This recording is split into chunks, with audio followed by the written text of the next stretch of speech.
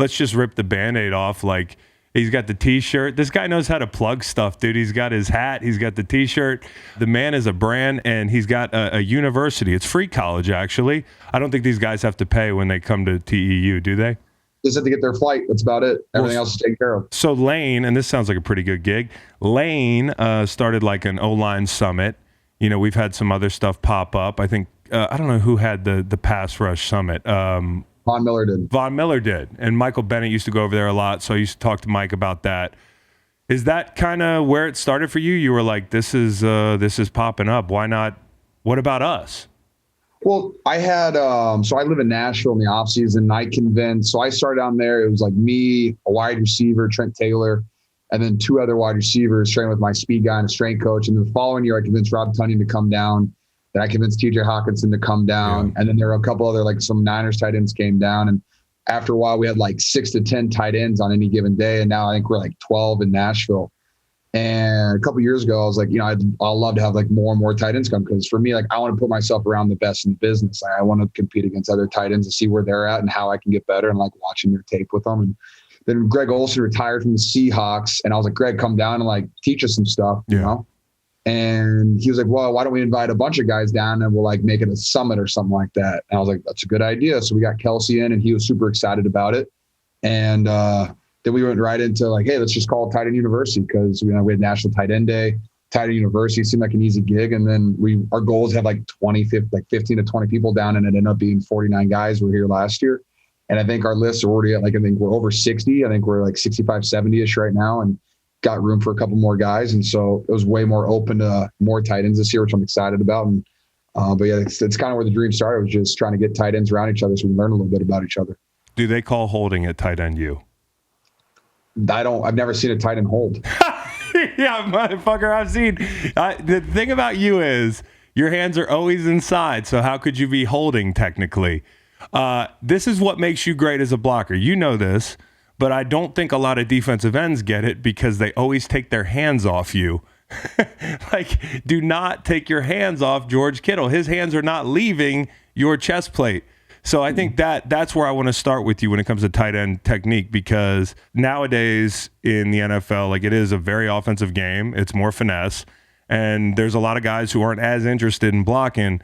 You've always blocked your ass off. Like, where does that come from? Is that just an Iowa thing? And do you think the blocking tight end, as it were, when we were growing up, is a dead deal, dude? Like, are there blocking tight ends anymore?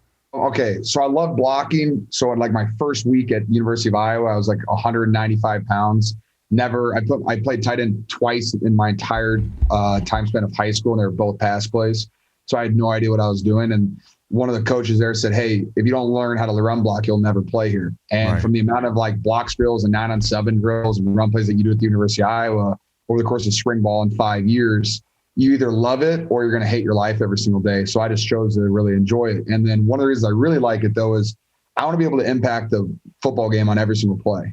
Like, that's why I love tight end, because I can have an impact on every single play. It's one of the only positions where you can have an impact, whether it's pass pro, where they're going to run a route, score a cool touchdown, run block, run power, gap scheme, right down to a 6-eye, excuse my language. Yeah. But like, there's just so many intricacies to playing the tight end position. And so I just want to be able to impact the play in a positive way, because my dad told me at a young age that the eye in the sky doesn't lie, and your reputation is built on what your colleagues and what other coaches, watch on tape. The media and the numbers and all that stuff is cool. But like, when people watch your tape and they're like, that guy gives 100% effort on every single play, it doesn't matter if he's backside, front side, running a route, or he's a decoy. I want to be known for that guy, because I think that's the way you're supposed to play football. Now, when it comes to run blocking only tight ends, my very first year in the league, I was with Logan Paulson. I wouldn't say he's just in the run blocking tight end, but he played with the Washington Redskins. I remember Logan. Yeah. And every Logan. 6'6" remembers Logan.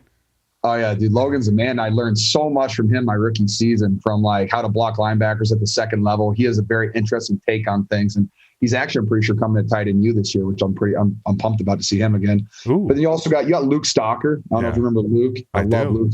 I train with him in Nashville all the time. Great dad. He's our dad's strength member. I think he's the only dad in our whole group.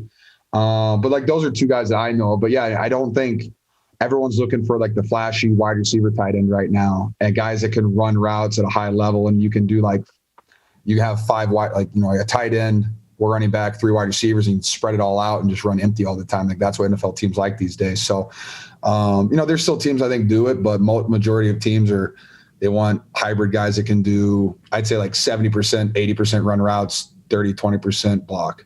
Do you remember Algie Crumpler? Yeah, I remember that name. Do you remember Joe Kleinsaucer?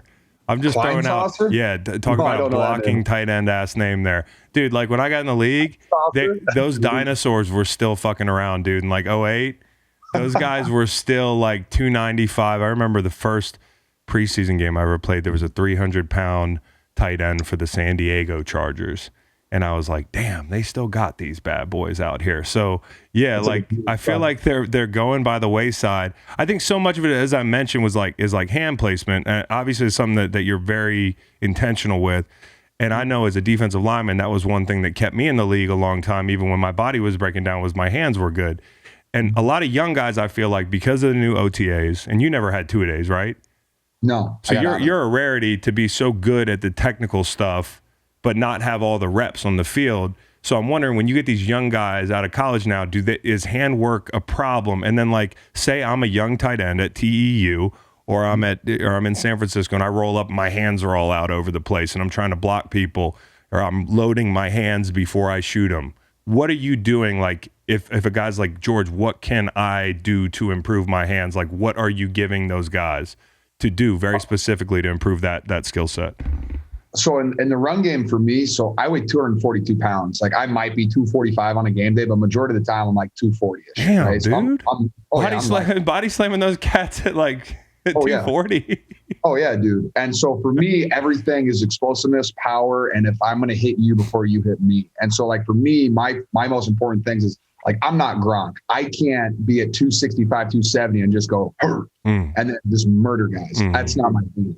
I have to be inside, but like the first thing I always think about is my first 2 steps. You have to have a good first step and a great second step right through the crotch, because that's where all your power comes from. And then if you can do that while also hitting the naming point based on, whatever the play is, then your hands that's what's going to win you the battle. So like the first 2 steps in your naming point give you a chance to win.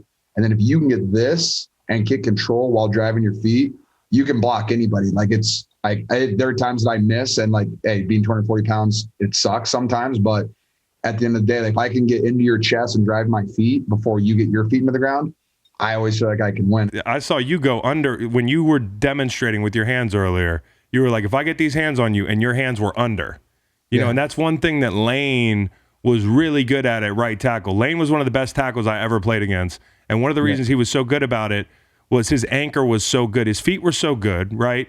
So I could never beat him in the corner at 33 in practice, that's for sure. I never got him on vitamin T. That could have been a different story. But then the anchor was there too, because even though he wasn't a 340-pound guy, he always punched with his fingertips up. You know what I mean? He always locked. He always had you underneath your hands. And I don't know, as blockers, you guys think about that a lot, I know. What is the key to having that kind of like underneath punch? Is there a word that you guys use at Tight End University and like illustrate to the people why that's so important? For me, like what I've learned about, like, because once you get, whether it's a DN, linebacker, or like the opposite lineman, tight end, once you get your hands, like 2 hands on the chest plate, you're like you've won the leverage, right? You've won all that leverage. But for me, like I like to be here, because then I can lift up, and because then once I lift you up, and then all the leverage is gone, and you're no longer bent down in an athletic position. Yeah, you can't move. And then if I'm lower than you, I can pick you up and then try to kill you. And that's like, because you get here and you lift a little bit, then your toes touch the ground a little bit, and like you have less drive, then it's an easier block for me. Like now, that's like, you don't get there all the time. Like that's really, really hard to get to. But if you can get there, especially on a big guy, like you can slow them down so fast and you can move them way better, because at the end of the day, like leverage is almost everything. No question. It's funny you said that earlier about rather blocking a bigger guy than a smaller guy like Nick Bosa. It's funny that you call Nick Bosa relatively smaller, because he's a fucking, like, he's an Adonis, dude. He's shaped like 2 triangles, and they meet in the middle. The points meet in the middle. His hips are like this big. But the fucking guy, dude, like, I can imagine you guys in practice, some absolute battles. What I was going to say is, I always preferred, like, I loved it when a 320-pound tackle came over and I was in a 6 and somebody would go tackle over. Oh, I know right where the fight is. you know, and I know right where I can put my hands. But like guys like you who are a little bit more slender and have great technique and great hands and are real sticky. There was a guy for the Steelers. You remember Spaeth? Yeah. He was a big, tall, heavy-handed tight end. He was one of the rare, really tall guys who were also really sticky. He would hold, you know, like some of y'all do. But I couldn't call it holding because the hands were inside and he wouldn't let go. So it's just so funny how all the different body types, it's really about matchups on the edge more than, you know what I mean? It's more about the matchup of the guy across from you than how strong he is or that type of thing. Talk to me about some of the guys, dude, that you have at tight end you that people might not like. Gesicki's a guy that he's coming, right? Gesicki's a guy that like is getting some attention, but I would still argue he's a little bit underrated because of where he's played and that sort of thing. Conklin's underrated. Like, give me a couple of these guys that people might not know as household names and what you like about them. Off the top of my head, Ian Thomas, tight end from the Carolina Panthers. We watched a ton of his tape last year preparing for Minnesota. Yeah, because he had a pretty good game against them. But he's a guy that in the run game just tries to kill people every play. Like as soon as he gets his hands on you, like there's multiple times where he's just driving linebackers and defensive ends into piles on purpose. Yeah. And I love it. Like it's fun. It's fun. It's fun to see on tape. Like I like guys that pop off on the silent tape. I would say Ian Thomas. You said Gesicki. I see my buddy Dallas Goedert's going to be there. Is that right? Yeah, that was my next guy I was going to bring up. I love Dallas Goedert, one of the best tight ends in the game. Because he can block, he plays hard, he's got a little shit to him like you. Like he's a competitor. Listen to the full podcast on Spotify, Apple Podcasts, and other podcast streaming platforms. Wherever you want to get the podcast, you can get the podcast. Pretty simple. New episodes every Monday, Wednesday, and Friday. Don't forget to like and subscribe for more content. Podcasts get pretty wild. This is real tame.